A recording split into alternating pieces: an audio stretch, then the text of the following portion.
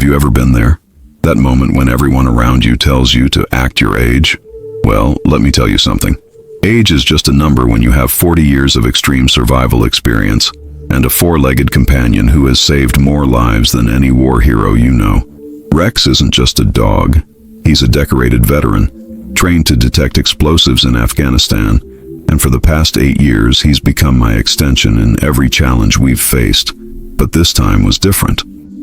Stay with me until the end, because our answer will make you rethink everything about what it means to be a true survivalist. They chose the most remote and dangerous ruins outside Sedona, a labyrinth of red rock formations, unexplored caves, and ancient structures that Native Americans have considered sacred for thousands of years. 15 hours. That was the deadline. 15 hours to prove that experience trumps youth, that the partnership between man and beast can outlast any modern technology, and that at 68, I still had much to teach about true survival.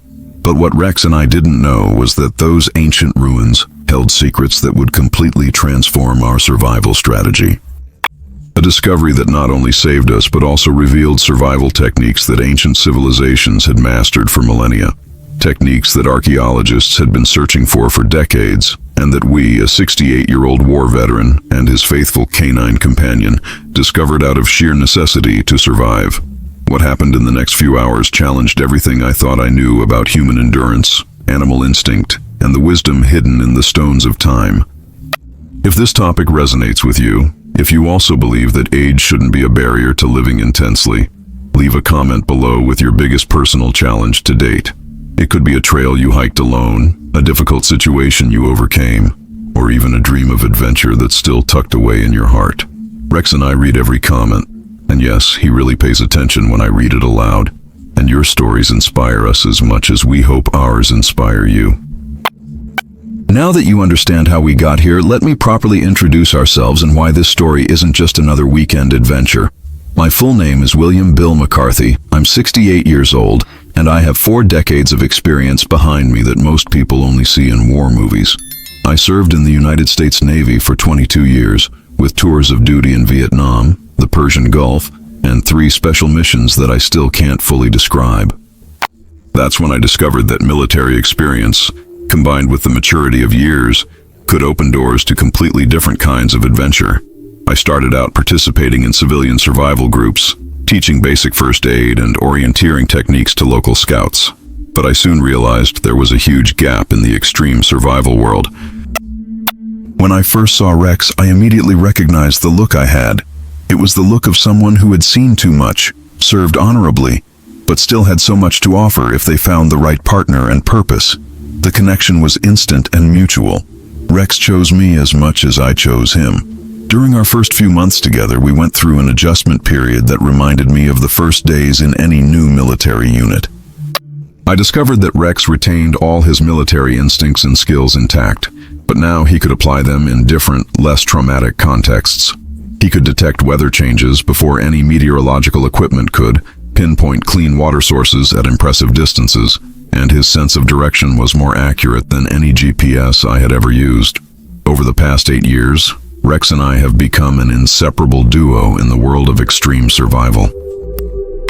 They had heard about the veteran duo Bill and Rex through online survival forums and initially didn't believe that a 68-year-old man and a 14-year-old dog could truly compete in modern challenges.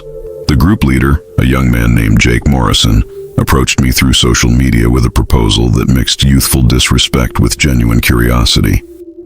At 68, I no longer feel the need to prove anything to anyone, especially to young people who confuse arrogance with confidence. But there was something about the proposal that piqued my interest. It wasn't so much about proving our capabilities, but about the opportunity to teach an important lesson about respect for experience and genuine partnership. Rex, as always, seemed to understand my decision before I even voiced it. The specific area they chose was known to locals as the Canyon of Whispers, a name that should have already alerted me to the place's peculiarities. It was a narrow valley surrounded by rock walls over 100 meters high, with only 2 natural entrances. The ruins themselves consisted of the remains of dwellings built directly into the rock, tunnels connected by complex systems, and several underground chambers that archaeologists had yet to fully explore. The objective was to survive 15 hours at the site, demonstrating our ability to navigate, obtain natural resources, protect ourselves from the elements, and return safely to the meeting point at the end of the established time limit. Jake and his companions would be monitoring our adventure from a safe distance, using drones and long-range cameras to document our experience without directly interfering. The Canyon of Whispers held secrets that would challenge not only our survival skills, but also our understanding of the connection between past and present, between animal instinct and human knowledge, between ancestral traditions and modern techniques of extreme endurance. The October dawn in Sedona arrived with a biting chill that immediately warned us this would be no ordinary challenge. Even with relatively calm winds, the rocky walls created a peculiar acoustic effect that amplified and distorted any sound. Our footsteps echoed strangely, as if other people were walking with us. Rex reacted immediately to these echoes, stopping several times to listen intently, his ears swiveling like biological radars, trying to pinpoint the source of sounds that seemed to come from all directions simultaneously. The canyon floor was covered in a peculiar mixture of fine red sand and rock fragments of various sizes. Rex immediately began sniffing the ground with intense but cautious interest. Over our years of partnership, I had learned to interpret his different olfactory behaviors. This wasn't the normal exploratory sniffing he displayed in new territories. It was something more focused, more alert, as if he were detecting tracks of something he couldn't quite identify. As we advanced through the entrance corridor, we began to spot the first ancient structures. The ruins were not immediately obvious to the untrained eye. The indigenous buildings had been integrated so harmoniously with the natural rock formations that they seemed like organic extensions of the stone itself. Rex watched closely as I tested the first few rocky steps. The stone had been worked with impressive precision, creating handholds and footholds that remained secure even after hundreds of years of exposure to the elements. From the observation post, we had our first full view of the canyon's interior. The valley stretched for approximately 2 kilometers, winding between increasingly complex rock formations. We could identify at least 12 different structures scattered along the canyon walls, some obviously residential, others apparently intended for ceremonial or storage purposes. But what caught my attention most was the presence of several circular openings in the rock walls, clearly artificial, suggesting the existence of an extensive system of underground chambers. Rex was displaying increasingly peculiar behavior.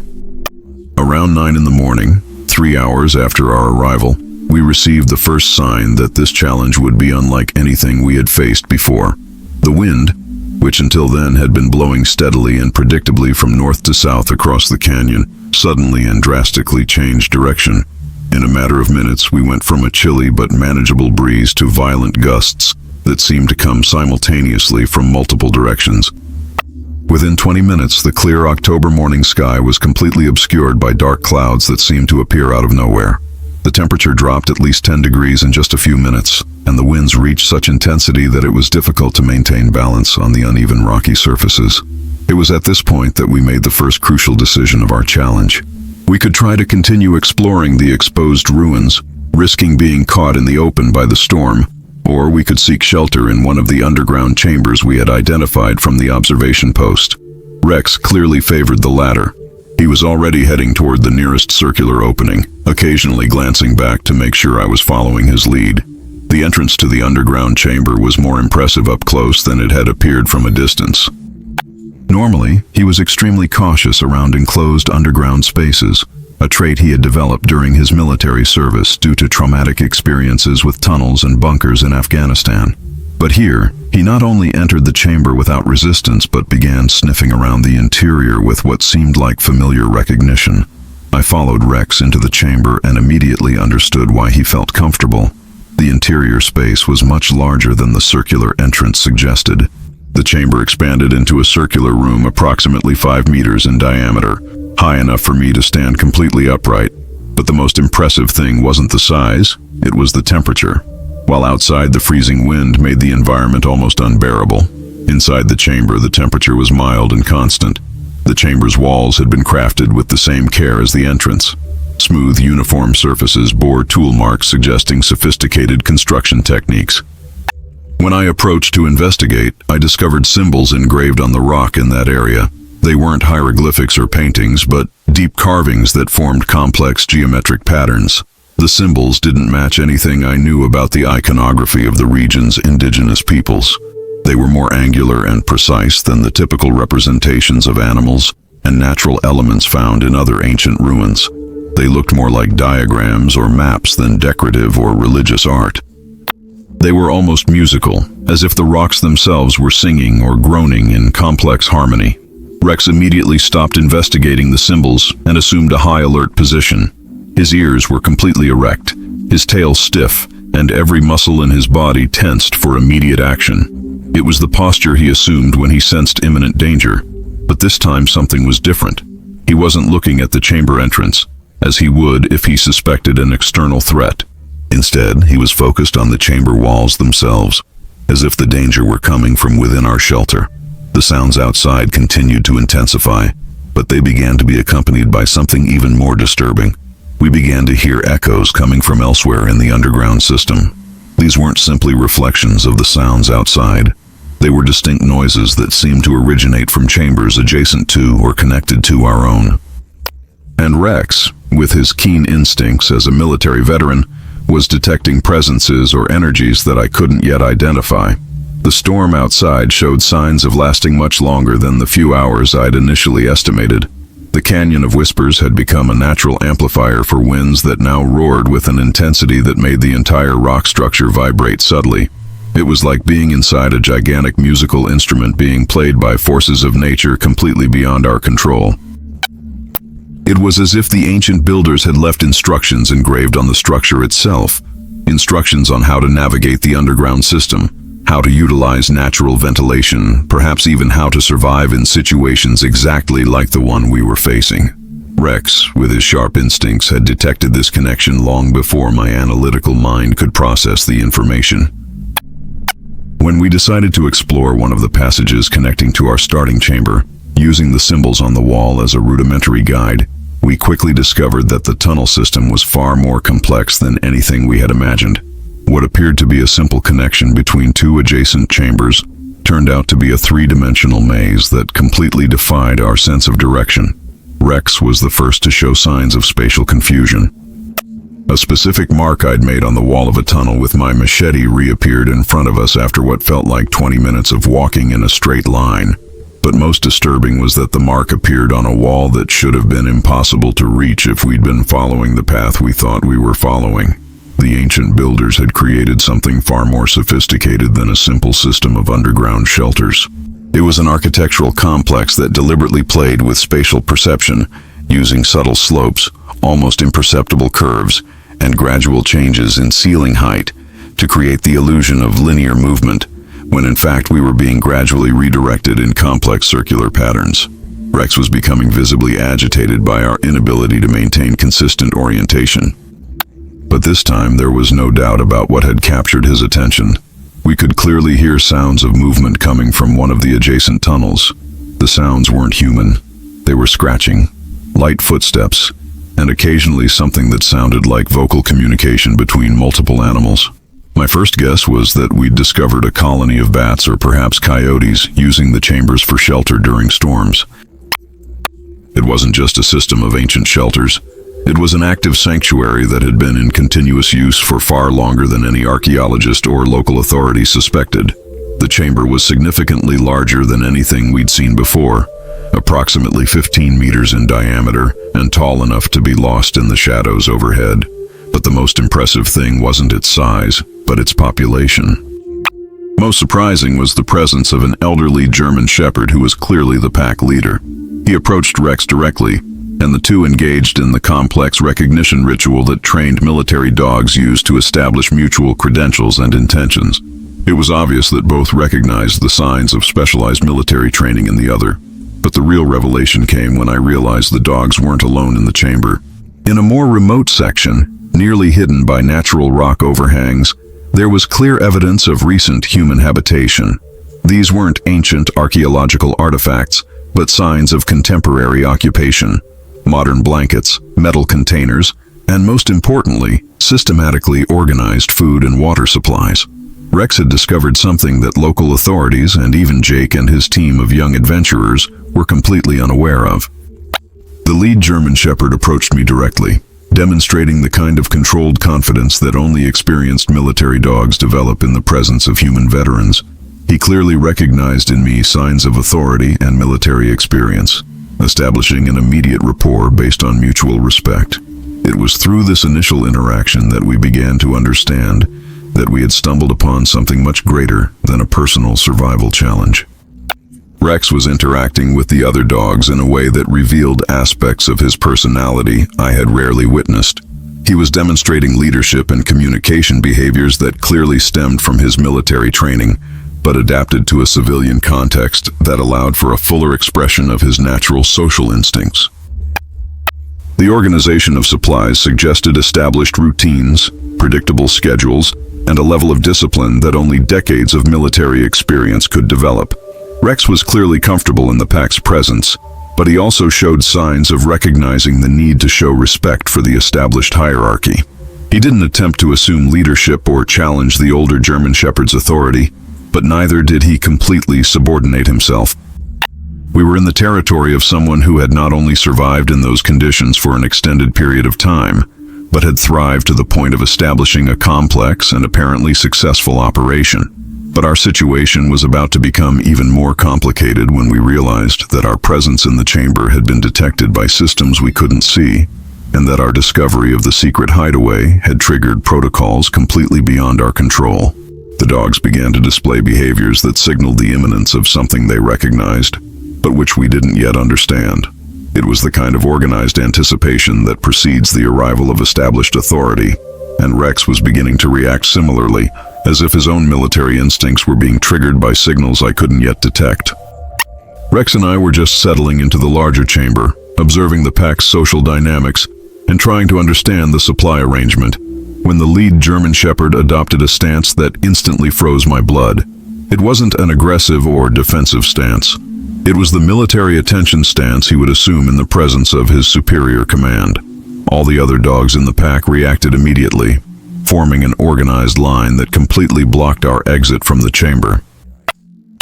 It was the gait of someone accustomed to moving over uneven terrain with complete confidence, someone who knew every inch of this underground system. The figure that emerged from the shadows of the side passage completely defied my expectations of who could be operating a clandestine military base in the ancient ruins of Sedona. She was a woman in her 60s, clearly in excellent physical condition, wearing modern but discreet military equipment. Rumors suggested she had been recruited for operations so classified that her very existence had been erased from conventional records. Finding her operating a clandestine base on American soil raised questions about what was really going on in the Canyon of Whispers. The explanation she offered was simultaneously fascinating and disturbing. The underground system we had discovered was not just a safe haven or a personal operational base. The pack of dogs weren't just companions or protection animals. They were retired military veterans she had gradually rescued from rehabilitation centers, creating a unique community of human and canine veterans who found renewed purpose in a mission that combined elements of archaeological conservation, emergency preparedness, and support for other struggling veterans. Rex was clearly impressed with the operation Sarah had developed. He interacted with the other dogs in the pack in a way that revealed recognition and respect for the discipline and organization she had implemented. It was clear he saw possibilities for himself in this environment that our weekend adventures couldn't offer. But our discovery of Sarah's operation had created a complex problem for everyone involved. We were trapped in the underground system until the weather improved, but our prolonged presence increased the risk of exposing Sarah's operation to local or federal authorities who might not understand or approve of her activities. Sarah explained that the facility operated in a complicated legal zone.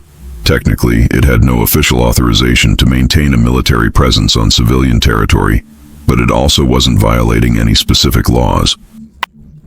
The veteran dog pack represented a community he'd never experienced, a chance to apply his instincts and military training in a context that combined social purpose with ongoing operational challenges. But our situation was quickly becoming more complicated. Sarah had detected signs that Jake and his team were trying to pinpoint our position using electronic equipment. Rex was clearly conflicted between his loyalty to our established partnership and his attraction to the military community Sarah had created. It was the first time in our 8 years together that I had seen him seriously consider possibilities that didn't include our partnership as a central element. Sarah offered a solution that was both generous and strategic. She suggested that Rex and I could temporarily join her operation, helping with maintenance and security while the storm passed. In return, she would utilize her resources and knowledge of the terrain to ensure we completed our original challenge without compromising the safety of the facility. But there was one aspect of Sarah's offer that deeply concerned me. She was clearly evaluating Rex as a potential candidate for permanent integration into her pack. It was a relationship based on shared experiences, mutual trust, and a deep understanding that had evolved over years of adventure and challenge. But I also recognized that Sarah was offering Rex opportunities that our individual partnership couldn't provide. The chance to lead, to train other animals, to apply his military instincts in a context that benefited an entire community of veterans in need. The storm outside continued to rage with an intensity that made the entire underground system vibrate subtly. It was like being inside a gigantic musical instrument being played by natural forces completely beyond our control. But inside the larger chamber, protected by ancient engineering and modern military organization, we faced decisions that would determine the course of our lives long after the storm passed. We were at the center of decisions that would affect not only our immediate future, but potentially the fate of an operation that represented years of dedication and continued service to the American veteran community. The next few hours would test not only our physical survivability, but our ability to navigate emotional and ethical dilemmas that no military training had prepared us to face. The discovery that changed everything began seemingly insignificantly. Rex was exploring a section of the larger chamber that I hadn't yet fully investigated, sniffing with increasing intensity around what appeared to be just a natural rock overhang. But his behavior was different from his normal exploratory pattern. It was the focused, persistent sniffing he used when he detected something specific and important. Sarah Mitchell watched Rex's behavior with professional interest, recognizing the signs of a veteran military dog who had found something significant. Rex had detected air currents coming from behind the seemingly solid wall. His keen sense of smell had picked up subtle differences in air circulation that indicated the presence of empty spaces beyond the rocky surface. It was the kind of detection that only years of specialized military training in search and identification could have developed. Sarah revealed that she had known about the secret entrance for several years, but had never been able to discover the exact mechanism to open it. The ancient builders had created a locking system that required specialized knowledge, or perhaps multiple people to operate simultaneously. Several attempts to force it open had failed without permanently damaging the ancient structure. But Rex seemed to grasp something about the mechanism that had escaped human analysis. He began scratching specific spots at the base of the wall, not randomly, but following a pattern that suggested familiarity with similar systems. Working together, following Rex's instructions and applying Sarah's technical expertise, we finally managed to activate the opening mechanism. It was an ingenious system based on pressure applied simultaneously at multiple points, creating a lever effect that moved an entire section of the wall to reveal a passage that had remained sealed for centuries. Sarah was visibly impressed by the system's sophistication. As an expert in hostile environment survival operations, she immediately recognized that the ancient builders had solved logistical and sustainability problems that challenged even modern military operations. It was practical knowledge applied at scale that suggested decades or centuries of development and refinement. But the water system was only the beginning of the secret chamber's discoveries. Someone had been using these systems within the last few years, possibly months. The discovery suggested that Sarah wasn't the only person who knew about and used the underground complex for contemporary practical purposes. Sarah confirmed our suspicions by explaining that she had discovered evidence of recent use in various parts of the underground system, but had never been able to identify who else had access to the complex. This was one of the reasons she kept the pack of veteran dogs. They served not only as companions and helpers, but also as a security system to detect unauthorized presence. The discovery of the secret chamber revealed something even more important about the ancient builders. They hadn't simply constructed temporary shelters or religious installations. They had created a center of knowledge and technology that preserved essential techniques for long-term survival in harsh conditions. Rex seemed to grasp aspects of the secret chamber's systems that escaped our human analysis. He identified connections between different components of the natural laboratory that weren't visually obvious, but turned out to be functionally important when we tested the ancient equipment. It was as if his animal instincts were attuned to natural principles that the builders had incorporated into the design. Sarah began to understand that our discovery of the secret chamber represented a unique opportunity to significantly expand the capabilities of her veteran operation. Ancient water purification and food preservation systems could drastically reduce her dependence on external supplies, making the facility much more self-sufficient and sustainable. But there were aspects of the discovery that also created new challenges and responsibilities. As military veterans, we both recognized the strategic value of knowledge that could enhance survival capabilities and self-sufficiency, but we also understood the implications of revealing the existence of the underground complex to academic or government authorities. Rex seemed to sense the importance of the decisions we were contemplating. But our situation was quickly becoming more complicated. Jake and his team of young adventurers were showing growing signs of concern about our prolonged absence from the surface. Sarah had detected increased drone activity around the canyon, suggesting they were expanding their search efforts in ways that might eventually uncover entrances to the subterranean system. The survival techniques we discovered in the secret chamber completely revolutionized my understanding of human adaptation to extreme environments. What the ancient builders had developed were not just basic solutions to immediate needs, but integrated systems that worked in harmony with natural principles in a way that surpassed many modern technologies in efficiency and sustainability. The water that emerged from the ancient purification process was visibly clearer and tasted purer than any water I had drunk in decades of expeditions.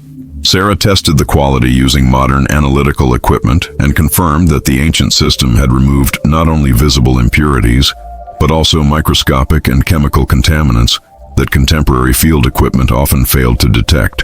The process operated using principles only recently rediscovered by modern science. Ancient builders had developed body-warming techniques that utilized the natural thermal properties of rock formations combined with controlled air circulation to create microenvironments with comfortable temperatures even during extreme surface weather conditions. The system worked by channeling air through specific cavities in the rock that had been heated during the day by solar exposure and retained heat for hours after the outside temperature plummeted. Extreme temperature fluctuations between day and night in arid regions created enormous logistical challenges in maintaining habitable conditions. The ancestral system had solved these problems using only natural resources and basic physical principles. Rex contributed to our understanding of the heating system by identifying specific points where airflow was most efficient. By positioning themselves in specific locations and using specific vocal techniques, they could send messages that could be heard clearly from miles away by those who knew the appropriate codes.